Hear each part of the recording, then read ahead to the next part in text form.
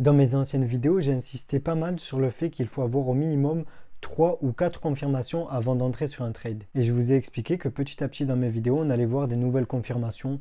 Donc on pourra avoir une vidéo qui va parler d'une confirmation à part entière. Actuellement, on a déjà vu énormément de confirmations, comme par exemple le retracement Fibonacci, les divergences sur RSI, le rejet de la moyenne mobile lissée à 50 périodes.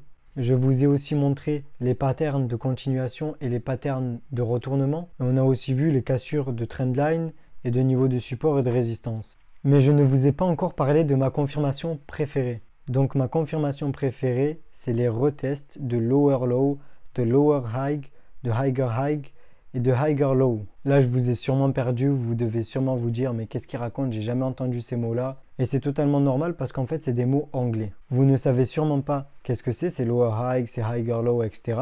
Et vous ne savez sûrement pas aussi comment est-ce qu'on les utilise. Eh bien, devinez quoi? C'est exactement ce qu'on va voir dans cette vidéo. On se retrouve sur mon ordinateur après l'introduction, c'est parti.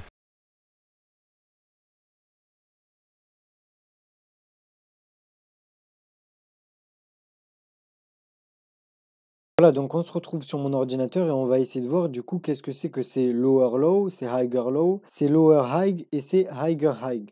Donc c'est des termes anglais et en fait ça va juste être des sommets les plus hauts, des sommets les plus bas, des creux les plus bas. En gros ça va être des retests de sommets et de creux. Pour l'instant ça reste compliqué un peu parce que j'ai pas illustré ça, mais comme vous le savez là on se retrouve encore sur mon application de dessin et sur cette application je vais vous faire un petit schéma et vous allez tout comprendre très rapidement. Donc on va commencer par voir comment utiliser ces confirmations pour des suivis de tendance. Donc dès qu'on est en train de trader la tendance en cours et qu'on veut en fait rentrer dans la tendance et trouver des bonnes opportunités, ça va bien évidemment être des confirmations, donc ça va être à utiliser avec plusieurs autres confirmations. Mais en gros, ça va nous permettre d'avoir des entrées sniper. On va appeler ça, moi j'appelle ça des sniper entries. Je vais vous illustrer ça. Imaginons qu'on ait une tendance haussière qui fasse des plus hauts de plus en plus haut comme ça. Donc dans une tendance haussière, vous savez très bien que les sommets sont toujours de plus en plus hauts et que les creux, ils sont toujours de plus en plus hauts aussi. Donc on va appeler ça des higher low. Tous les creux d'une tendance haussière, ça va être des higher low. Ici, on a un higher low aussi. Ça veut dire un creux plus haut. Ce creux-là, il est plus haut que celui-ci. Et ici, on a encore un higher low, tout simplement parce que ce creux, il est plus haut que celui-ci. Vous voyez que c'est plus haut. Voilà. Et les sommets, c'est des sommets de plus en plus hauts. Donc en anglais, on va dire higher high. Donc ça va être sommet de plus en plus haut, mais on va noter ça HH pour higher high. En fait, c'est juste ça pour l'instant, les higher high et les higher low. Ça va nous permettre d'avoir des confirmations en plus. Parce qu'en général, le prix dans une tendance haussière, ce qu'il va faire, c'est que il va venir à chaque fois qu'il va faire une nouvelle correction, comme celle-ci, il va venir retester l'ancien plus haut, donc ce niveau-là. Et en général, il va rebondir dessus et il va remonter. Ça va nous donner des confirmations en plus et du coup des bonnes entrées, des sniper entrées. Donc comme vous le savez, la majorité des traders débutants, ce qu'ils ont tendance à faire plutôt, c'est quand ils voient une tendance haussière comme ça, ils vont se dire ouais c'est trop monté, je vais pas acheter. Alors que non, c'est l'inverse en fait. Au plus on voit que le prix est en train de monter, au plus il a de chances de continuer à monter. Du coup au plus on va l'acheter le marché. Et pour trouver des bonnes opportunités d'achat dans un marché haussier, on va essayer de rentrer après une correction. Donc après cette correction, comme elle a beaucoup de chances de se terminer sur le higher high, enfin l'ancien plus haut, du coup, ce qu'on va faire, c'est qu'on va pouvoir tracer le niveau de l'ancien plus haut. On va pouvoir rentrer à ce niveau-là. Ça va nous donner une autre confirmation. Si on voit que le prix rejette ce niveau-là, par exemple, on voit une mèche, une bougie qui fait quelque chose comme ça sur le niveau de l'ancien plus haut, ce qui va se passer, c'est qu'il y aura beaucoup de chances pour après qu'on ait une bougie qui fasse ça qui monte et après le prix il recommence à monter. Donc on aura d'autres confirmations à ce niveau-là. Ici aussi, qu'est-ce qu'on a? On a un retest de l'ancien plus haut. Donc en général, les marchés vont faire ça et on va pouvoir en fait prendre des entrées sniper. Maintenant qu'on a vu les higher high et les higher low, on va essayer de voir qu'est-ce que c'est les lower high et les lower low. Donc c'est la même chose mais à l'inverse en fait. Imaginons qu'on ait une tendance baissière et que le prix fasse quelque chose comme ça. Ce qui va se passer, comme vous le savez, c'est que dans une tendance baissière, les plus hauts, ils sont de plus en plus bas. Du coup, on va pouvoir appeler ça des lower high, parce que c'est des plus hauts de plus en plus bas. Donc, LH. On s'en fout en fait du nom, même si vous ne comprenez pas les noms, donc lower low, lower high, etc. C'est pas très important. Le seul truc qui est important en fait, c'est que vous reteniez le principe. Donc, comment est-ce qu'on les utilise et que vous soyez capable de réutiliser ces confirmations dans votre trading en fait. Donc pour revenir au sujet, ça c'est des lower high, même si on s'en fout.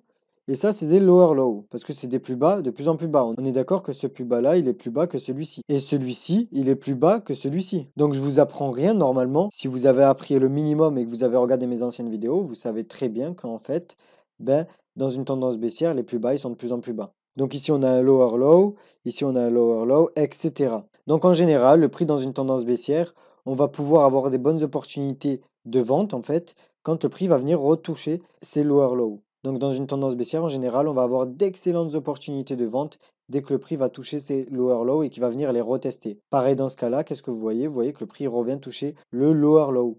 Et du coup, par exemple, à ce niveau-là, ce qu'on pourrait se dire, c'est que le prix pourrait revenir ici toucher le lower low, nous donner une bonne opportunité d'entrée si on a d'autres confirmations, j'insiste encore sur ça, et ensuite il pourrait baisser.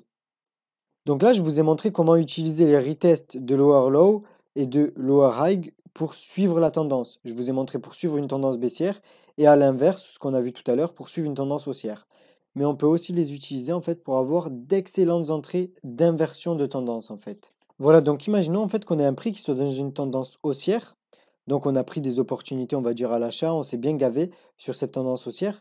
Mais si on dézoome et qu'on va sur un time frame supérieur, on va arriver sur quelque chose comme ça. On voit que le prix, en fait, il se rapprochait d'un niveau de résistance. On voit que le prix, il a rejeté ce niveau de résistance. Du coup, ce qu'on va pouvoir faire à ce niveau-là, c'est qu'on va pouvoir essayer de chercher des confirmations pour vendre le marché, donc pour le shorter. Par exemple, on a d'abord une confirmation, c'est que le prix, il a cassé la trendline. Ensuite, on a une autre confirmation, c'est que le prix, il a rejeté le niveau de résistance. On peut en avoir une troisième, ça peut être en fait que le prix, il a fait une divergence sur RSI. Et ensuite, pour avoir une quatrième confirmation, par exemple, on peut rentrer dès que le prix vient retester l'ancien plus bas en fait. Donc dès que le prix revient tester le higher low en fait. Et en gros, on rentrerait à ce niveau-là. Par exemple, on mettrait notre stop loss un petit peu plus haut, donc ici. Et notre take profit, on le mettrait ici. Ce qui nous donnerait un bon risk-reward ratio avec beaucoup de probabilité. Et là, le prix il a beaucoup de chances de faire quelque chose comme ça. Et ce qui se passe, c'est que là, en fait, on aura eu une bonne entrée avec beaucoup de confirmations. On pourra manager notre trade en bougeant le stop loss petit à petit en profit et à la fin, encaisser nos profits. Après, je vous rappelle encore une fois que le trading, c'est pas une science exacte, qu'il y a tout qui peut se passer quand on fait juste des prédictions en gros. Et du coup, le prix pourrait aussi tout simplement faire ça et revenir et après baisser. Donc là, on se ferait encaisser notre stop loss. Du coup, il y a différentes manières de trader ces retests en fait de lower low, de lower high, etc. Il y a des personnes qui vont rentrer plus tranquillement, on va dire, qui vont mettre leur stop loss ici et du coup qui auront un moins bon risk-reward ratio, mais qui auront plus de probabilité d'encaisser leur profit. Mais moi, en général, quand je vais rentrer sur une entrée sniper comme ça, ce que je vais faire, c'est que je vais mettre mon niveau de stop loss assez proche de l'entrée pour que si jamais le prix me donne tort, si jamais le prix se retourne, eh ben, je sois vite sorti du marché, j'ai encaissé mes pertes et c'est pas grave, on repart sur quelque chose de nouveau. Là, je vous ai montré pour l'inversement d'une tendance haussière si elle passe baissière, mais on peut faire la même chose après une tendance baissière. Là, on a une tendance baissière qui se dessine, par exemple, et imaginons que le prix fasse ça. Il vient tester un niveau de support majeur, du coup, on a un rejet d'un support, et là, il vient retester en fait le lower high qui est ici. Ici, on pourrait avoir aussi une bonne entrée sniper parce que le prix peut se retourner pile poil à ce niveau-là. Je répète encore une fois, ça doit être la quatrième fois que je le répète, mais on n'utilise ça que si on a un minimum de confirmation. Au minimum 3 ou 4 confirmations. Donc voilà, pour vous montrer un exemple sur un graphique, là on est sur le dollar australien contre le yen en 1 heure. Donc AUD yen en 1 heure. Ce qui se passe là, c'est que le prix il fait un plus bas à ce niveau-là, qui remonte, il fait une correction, et ensuite il casse cet ancien plus bas. Du coup, ça nous montre que l'ancienne correction elle est finie, et il revient tester le lower low. Du coup, là, on avait une bonne entrée sniper, donc une sniper entrée, on va dire, parce que vous voyez, qu'est-ce qui se passe, c'est que le prix, au moment où il touche ce niveau-là, d'un coup, il redescend, il fait une belle bougie avec une mèche ici, et il redescend juste après. Donc ici, on avait une bonne entrée sniper, on va dire, on va appeler ça comme ça. On pouvait mettre notre stop loss très bas, par exemple ici. Notre take profit, on pouvait le mettre beaucoup plus bas normalement. Mais en manageant notre trade, on serait en théorie, je pense, sorti vers ici. Notre stop loss, il aurait été touché ici. On aurait pris, je pense, 3% sur ce trade parce que notre stop loss, il aurait été touché en profit après avoir bien managé le trade comme je vous avais expliqué dans une ancienne vidéo. Là, par contre, ce qu'on voit, c'est que le prix, il a cassé le lower high. Donc le sommet le plus bas en fait. Après, moi, je ne rentrerai pas sur le trade de cette façon-là parce qu'on peut voir que le prix il est dans une tendance baissière et ça sert à rien de faire du contre-tendance. Donc ce que je chercherai à faire plutôt, ce serait d'aller sur une unité de temps plus grande, donc sur du 4 heures. Et qu'est-ce qu'on voit en fait sur une unité de temps plus grosse? On voit que le prix il est en train de tester des anciens plus bas. Et du coup, on peut voir si on a d'autres confirmations, par exemple un niveau Fibonacci. On pourrait en avoir un si le prix il vient toucher le niveau Fibonacci ici et le rejeter en rejetant en même temps les anciens plus bas, comme ça, on pourrait avoir une bonne entrée pour vendre ce marché. Parce qu'on est dans une tendance baissière, on rentrerait dans la tendance du marché, etc. Il y aurait beaucoup de confirmations qui seraient de notre côté du coup. Donc voilà, ça pourrait ressembler à un trade comme ça, par exemple, avec un stop loss assez bas pour avoir un bon risk-reward ratio et en mettant notre target ici parce que c'est le niveau de l'ancien plus bas, on va dire, sur du plus long terme. Et on aurait un risk-reward ratio de 6,27. Ça veut dire qu'en risquant 1% de notre capital, on gagnerait 6,27 si le trade il venait toucher le take profit. Du coup, j'ai fini de vous montrer quelques exemples. On va se retrouver en face de ma caméra pour la fin de la vidéo. C'est parti. Voilà donc pour terminer cette vidéo et pour conclure cette vidéo, j'espère qu'elle vous aura plu et j'espère que vous aurez appris des nouvelles choses ou alors que ça vous aura fait un bon rappel sur des choses que vous connaissiez déjà et j'espère que vous allez implémenter ça dans votre trading. Si la vidéo vous a plu, mettez-moi un gros pouce bleu. Mais par contre, si jamais vous n'avez pas tout compris à la vidéo, n'hésitez pas à me poser une question en commentaire ou à m'envoyer un message sur Instagram, j'y répondrai au plus vite.